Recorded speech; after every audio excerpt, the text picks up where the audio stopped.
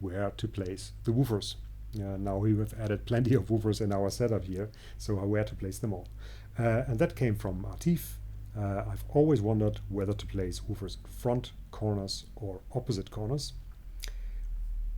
Also from Dennis, subs beside the main speakers or behind. From Thomas, you advise corner placement, but isn't the bass much too loud there?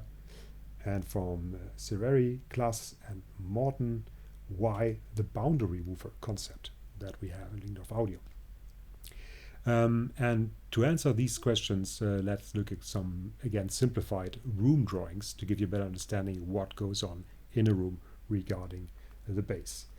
Unfortunately, we as human beings cannot see sound waves, but it's really helpful if you imagine low frequencies in the room and imagine them like big water waves. To a degree, they really behave like water waves. So let's look at some drawings here. If you place a subwoofer somewhere in the room, of course it will play some bass in the direction of the woofer cone, but in low frequencies what really happens is that every subwoofer, even every floor stand speaker, in the low frequencies it radiates sound. It really spreads like a big water wave when you drop a big stone. It really spreads around the speaker. And what then happens is that the same bass that goes to the front into the room also goes to the back of the room, hits the wall, and comes back delayed.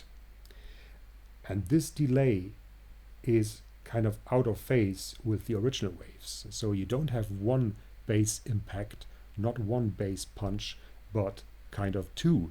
And that will not only be delayed, but it will also cause some cancelling out and some overlapping of bass frequencies. So it has many side effects. And then the same happens to the side wall as well. So as I said, the subwoofer radiates sound all around itself. It also radiates bass to the nearest sidewall, and again from the sidewall the bass will come back delayed, out of phase. It will spoil the original bass wave. It will smear the bass, it will make it softer, it will even cancel out some frequencies. It only has bad side effects. And now we only talk about one woofer. Imagine you have a second subwoofer and you place that in the room. Then you have back wall effects, you have two side wall effects, and you have several frequencies overlapping with each other. If we move the subwoofer as close as possible to the wall behind it, one thing already changes. Now the second reflected bass coming from the wall is almost at the same time as the original wave. So you really have a much better bass impulse response, a much better punch and impact of the sound. And things really change, and that's the setup that we always recommend, is to really do boundary woofer setup. So if you move the subwoofer in the corner of a room, ideally the front corner, the sound reflection from the nearest wall behind it and from the nearest side wall and the original bass coming from the cone of the woofer is almost the same. So this setup really gives you the best impulse response, the best bass punch, almost no delay, almost no out of phase issues, almost no cancelling out effects or bass adding up. Of course, the bass is louder in the corner because every wall, side wall, wall behind, and actually also the floor, they increase the bass by some dB, but that can be addressed by the room correction, by the speaker calibration, in our case with Room Perfect anyway.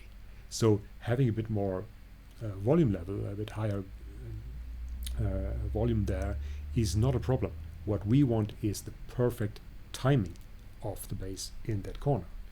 And that is even better if you really have, as we addressed before, a left and a right woofer.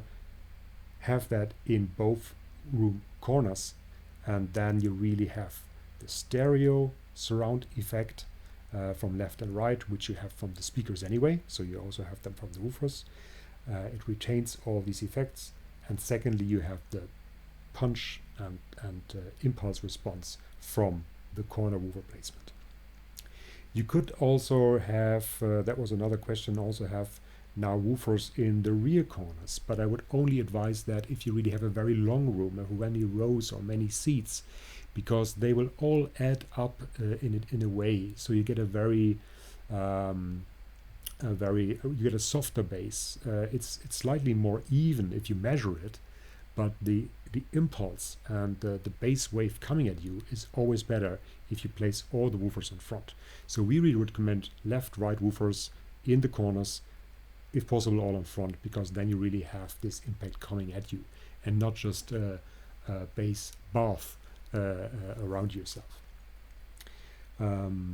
So that's what we really recommend here. I have one more graph to show you that is actually a measurement. And on the left hand side you see a freestanding woofer, and as you can see, the first is in the time domain around 24 to 26 here. That's the original bass impulse response. And then you see a second response, which is between 30 and 32 in the time domain here, which is probably the wall behind the woofer. So that's the same bass impulse just later, and that is very audible. And then we have a third one here between the time 36 and 40. It's the same again. It's a little bit lower in level, but it just smears the bass. And if we compare that to the same woofer placed in the corner as a boundary woofer, of course you get overall a little bit more, but you can easily see that it's one bass impulse. And that is what we hear. So we not only hear in the frequency domain, we really hear in timing. And that is super important to really get that bass that you want and blend in well with the other speakers, with the front speakers. So you really have many advantages from this.